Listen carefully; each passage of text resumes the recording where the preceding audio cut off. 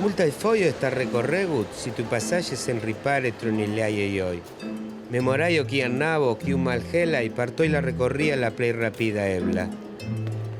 Por la play atentecitai, la pasaje pan estás loco, qui estas malfacile diferencia la tagon de la nocto, la antagua de la estanteco. Si esta sufice mal clara tiene.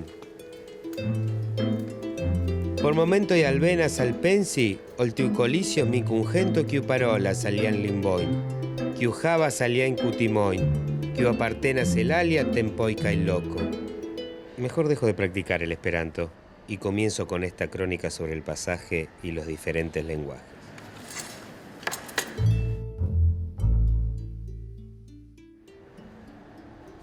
Creo que toda esta gente que ya contacté me va a ayudar en mi crónica.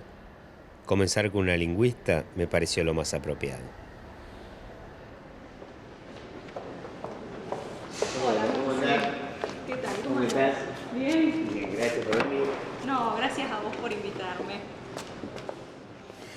Bueno, un poco la idea por la que te citaba acá en el pasaje PAN tenía que ver con esta cuestión del lenguaje. Estamos haciendo una investigación y queríamos saber si en realidad pensamos porque hablamos de una manera determinada o porque pensamos de un modo es que hablamos de un modo determinado. Pensemos que el lenguaje es la capacidad, es la facultad humana de generar sistemas simbólicos y comunicativos, ¿no es cierto? No los sistemas en sí, sino la capacidad de crearlos. ¿Por qué te señalo esto? Porque es sumamente importante pensar que a partir del lenguaje tenemos la capacidad de crear cualquier sistema simbólico. Y creo que este pasaje PAN, por ejemplo, es un muy buen ejemplo de esa semiosis, ¿no? De esa capacidad semiótica del ser humano. Son dos cosas que no podés separar, la función semiótica de la función comunicativa, ¿no es cierto? Este pasaje PAN es un excelente ejemplo de ello, ¿no? Tenemos desde la sociedad de Esperanto hasta lugares donde hay artes plásticas, hasta un luthier, es decir, cantidades de sistemas que vienen a formar parte de esa capacidad humana del lenguaje. La creación de un sistema nunca es individual, siempre es social, es colectiva, es cultural, es histórica. Entonces, de alguna manera, siempre nos comportamos sobre la doble impronta, ¿no? De crear un sistema, pero también de algún modo de heredarlo, ¿no es cierto? Es lo que pasa con la lengua, por ejemplo. En cuanto a la cuestión de si la lengua es un elemento de dominación, por supuesto te contesto que sí, decididamente. Imponer una lengua implica siempre imponer una forma de pensar, es decir, una estructuración del mundo. Pero después tenemos una cosa mucho más sutil y quizá que nos resulte más contemporánea, que es el discurso. Es decir, también se domina a partir del discurso.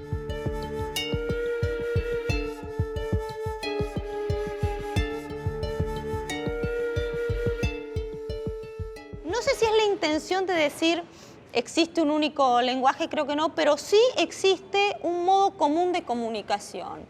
De modo que Babel, de alguna manera, me parece que siempre va a existir, quizá atenuado, quizá exacerbado, no sé.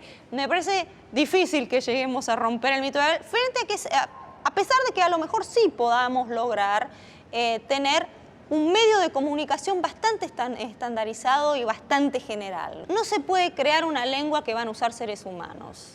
No se puede crear. La crean los seres humanos, porque la lengua es una convención social. Es decir, la idea de una lengua universal es una idea que nos seduce y que de alguna manera nos salva, entre comillas, del horror a Babel, en definitiva, porque angustia, Babel angustia, sin duda alguna. Angustia pensar que el otro tenga otra cultura, que tenga otra lengua, que tenga otro modo de pensar y que a lo mejor yo me quede fuera. Angustia eso.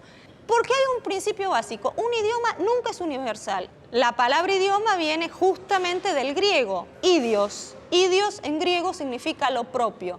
Sí, el sentido de idioma en sí mismo ya tiene la idea de lo propio. Lo propio significa aquello vinculado a mi cultura, a mi cosmovisión, a mi forma de pensar.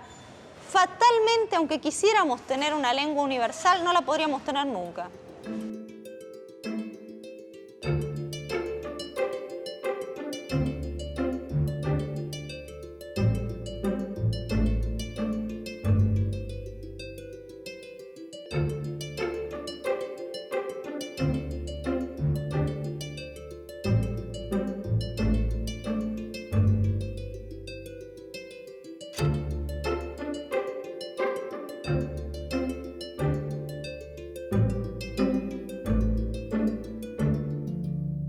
En realidad uno pacta con el músico qué es lo que anda buscando y en base a eso, bueno, se va creando el instrumento. Casi es un trabajo entre los dos, el músico también aporta lo suyo. Generalmente lo que uno hace es, desde que compra la madera, ya puede, sosteniendo la madera, tañir la madera y ver cómo suena. En todos los procesos que uno va haciendo cuando está haciendo el instrumento, va probando sonoramente cada parte. Eso hace la diferencia entre un trabajo en serie, donde se hace solo por mediciones, o sea, se dan espesores y mediciones a la madera, al trabajo de un luthier, donde uno va probando el sonido. Entonces, probando el sonido de cada pieza, uno tiene cierta seguridad de a dónde va a ir a parar con el instrumento terminado. Y cada vez que uno va cepillando, sacando madera con formones, gubias y demás herramientas, se disfruta cada viruta, digamos. En el caso mío, desde que llegué a Rosario, alguna vez pasé por el pasaje PAM y me gustó mucho. Y me pensé adentro del pasaje. Pero bueno, era como un sueño, ¿no? Después pasó un tiempo que estuve del mismo modo que digo, ¿no? Esto del luthier encerrado en su casa, en su taller y que nadie sabe cómo hace las cosas. Después se dio la posibilidad de abrir un local en el pasaje y fue eso, tratar de no encerrarlo, sino mostrar cómo se hacen las cosas. La música era uno de los interrogantes en este acercamiento hacia los distintos lenguajes. Me voy con algunas cosas más claras.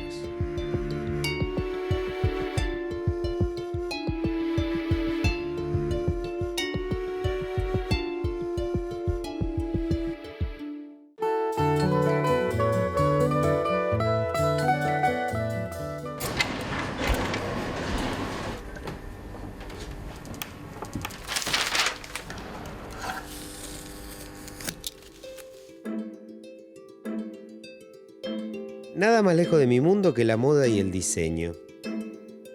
Sin embargo, poder descubrir cómo las formas particulares de los objetos nos comunica, nos interpela, es todo un desafío. Saber qué pasa con el diseño de indumentaria podía ser todo un hallazgo. Cuando yo estoy pensando en el objeto a diseñar, hablo de objeto como la prenda, ¿no es cierto? Pienso más que nada en qué quiero decir yo. Tengo como claro de que la prenda tiene que hablar sola. O sea, cuando va a estar exhibida en algún local o la lleve alguien, la prenda tiene que hablar sola, no tengo que estar yo explicando la prenda. Yo tengo dos líneas en mi diseño indumentaria, que es bueno, la línea con los planos históricos de mi ciudad, de Rosario, porque me parecía que si uno puede entender la historia de una ciudad, puede entender a una persona también. Yo creo que los dedos tienen ojos también. Yo veo que la gente cuando viene a mis prendas va directo y la toca, o sea, no la mira, la toca. Entonces generar texturas con textiles nobles, con textiles con diferentes texturas, valga la redundancia, pueden generar una idea interesante del vestir, también de pensar que la ropa es una segunda piel.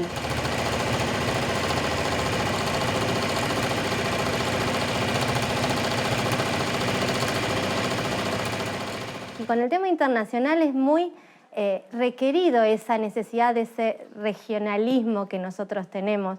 La parte internacional busca mucho eso, de esa identificación. En un caso particular en los japoneses están muy interesados en lo que es el diseño, pero el diseño propio de Argentina, el diseño propio de la región, o sea, que no parezca un diseño internacional, que se defina el lugar en la prenda. Llevarse una prenda desde donde fue pensada para transmitir un lenguaje, para poder expresar una idea que esa persona, en este caso el diseñador, está expresando, es lo que buscan. Les gusta que las prendas cuenten una historia.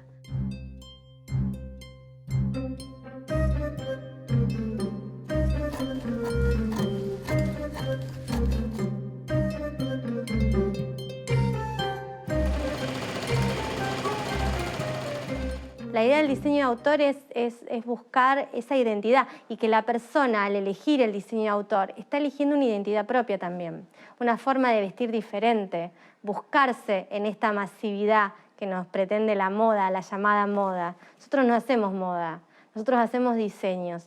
Y me surgió la idea de empezar a ver cómo poder mostrar el pasaje a través de mis ojos. Y yo digo, bueno, ¿qué más interesante de que pensar una prenda que lleve parte del pasaje? De una prenda que alguien se pueda poner y que pueda decir, este es el pasaje de Rosario, este es un pasaje que yo vi, que existe, que lo puedo recorrer, que tiene vida, que tiene una vida cultural muy grande. Me entusiasmó mucho la idea. Entonces decidí empezar a buscar un plano hecho a mano, un plano original del pasaje. El llevar la prenda es llevar ese lenguaje a todas partes. O sea, el caminar con esa prenda en cualquier lado, aunque la prenda tal vez no, a la persona que se la llevó no entendió de dónde era, está expresando a alguien. Alguien la va a ver y alguien va a entender que eso es lo que yo quiero que entienda, o sea, que es lo que yo quiero expresar. De ese diálogo mudo, como le digo yo, que las prendas transmiten. Para mí es muy importante, y es muy importante el que lo porta, porque si no lo portan, no hay diálogo, no se genera eso.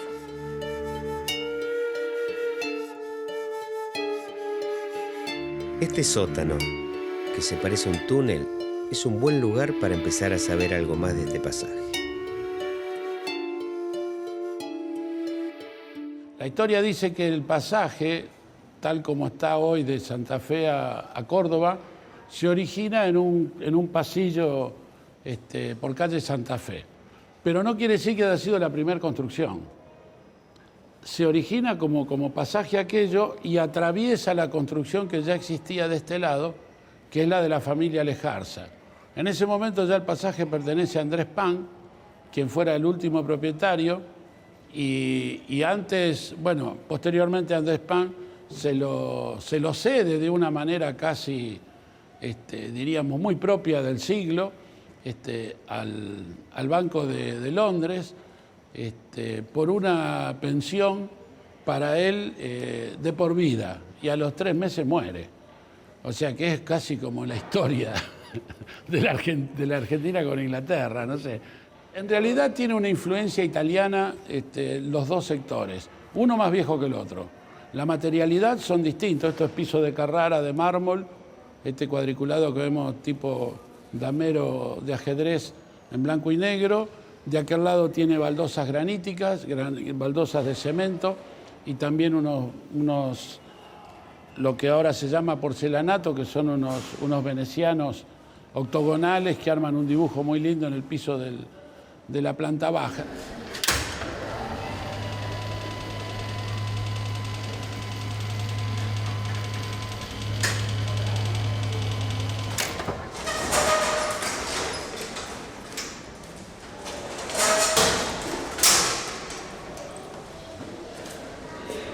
El túnel del subsuelo le llamamos túnel por atrevimiento porque mide 45 metros de largo, 4 metros de ancho y tiene techo abovedado.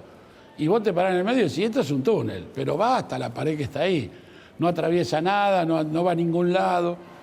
En realidad, este tipo de persianas me da a mí a pensar de que al cerrar la persiana y poder dejar abierta la puerta y lograr así una intimidad del interior de la habitación, eso me hace pensar en la posibilidad de un inquilinato o de una pensión, porque lo que llama la atención es que una casa tan grande como esta tenga baños múltiples y concentrados en un solo lugar.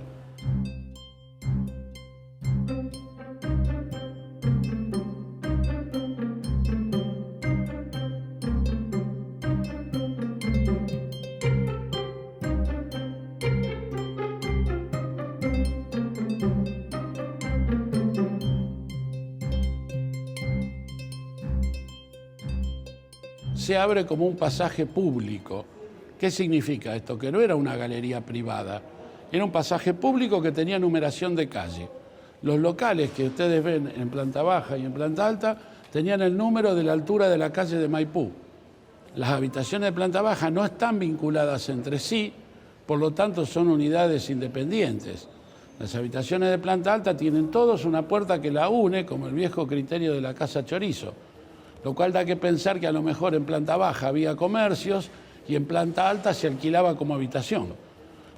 En la planta baja parece que había una casa de un almacén por mayor de Andrés Pan, que era el que cuentan los empleados que, como era un tipo muy amarrete, muy pijotero, él le hacía subir y bajar la escalera a sus empleados hablando o cantando, para que demostraran que no se estaban comiendo ni las aceitunas ni los fiambres.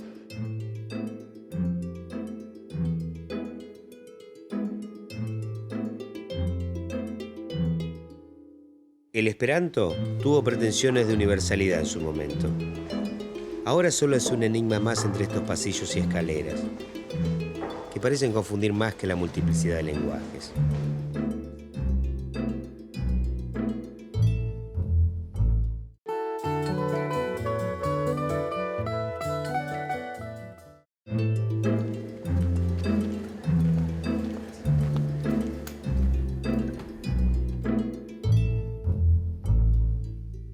La necesidad de tener un idioma auxiliar nació por una razón para facilitar las comodidades y el entendimiento entre los pueblos. El creador del idioma de Esperanto fue Lázaro Ludovico Zamenhof, le decían el doctor Esperanto, en base a la esperanza que reflejaba. Él era nacido en una familia judeo-polaca de habla rusa, una babel de idiomas, en la cual no todos se entendían. Crea un idioma que pasa a ser auxiliar de idiomas madre de cada pueblo. No con la finalidad de cambiar o de dominar el idioma base de ellos, de cada pueblo. No es muy difícil, es sencillo, es práctico, es aglutinante. Lo que busca es el entendimiento entre todas las naciones en base a la paz, a la solidaridad y a la buena relación entre todos.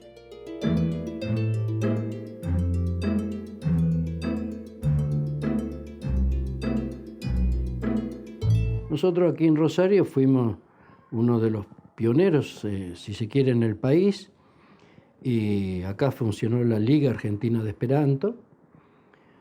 Aquí hubo, antes de que apareciera la Asociación Rosarina de Esperanto, hubo club de Esperanto. Aparte que de como asociación, fue una escuela de Esperanto.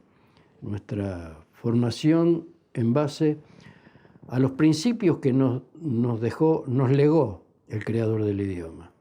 Nos dio una bandera, creó una bandera con un fin.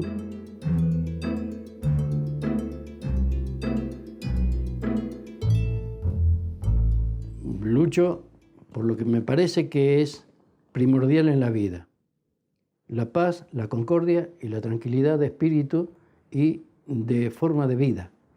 Nosotros tenemos que cada día estar más alejados de lo que es la forma animal de pensar. No podemos ser autómatas. tenemos que tratar de mejorar al hombre. Por eso creo que abracé el idioma y lo voy a seguir abrazando. Nada de lo visto hasta ahora me convenció que es posible un lenguaje universal. Solo me queda buscar en el futuro.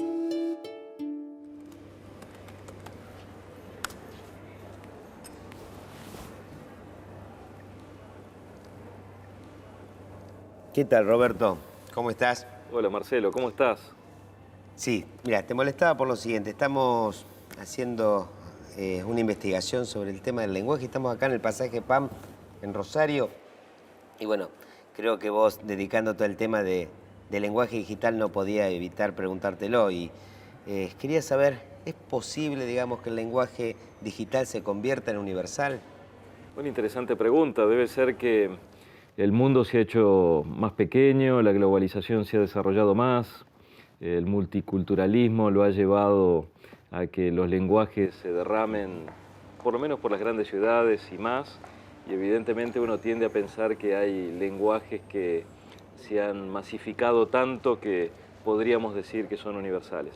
A pesar de eso, creo, Marcelo, que estamos lejos de que eso ocurra, pero es una sensación que todos tenemos. Bueno, probablemente lo que está pasando, me parece, tiene más que ver con el uso compartido de herramientas y plataformas. Eso me parece que es ya un elemento importante que introduce una etapa nueva en este derrame de lenguajes compartidos y de diversidades que uno está pluralizando cada vez más. Probablemente esas plataformas, redes sociales, plataformas para compartir videos, sirvan de algún modo a esta universalización creciente. Hay un ciudadano cosmopolita, pero también hay un ciudadano anclado en la realidad, y eso se traduce luego en lenguajes.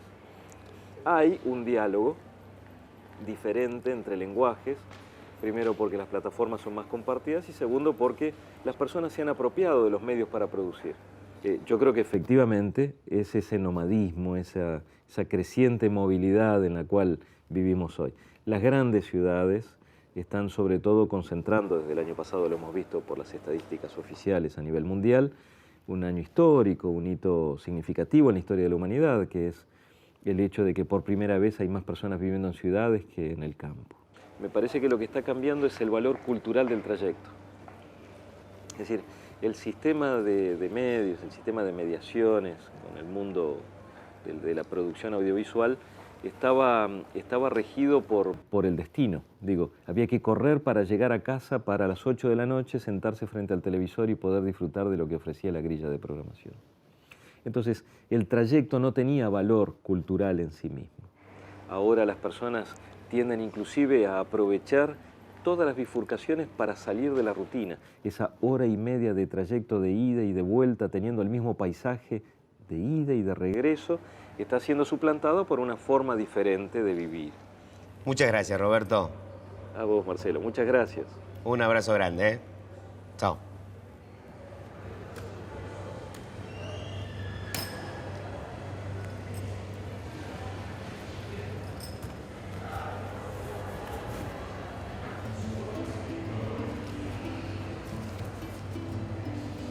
Me voy con más interrogantes que certezas.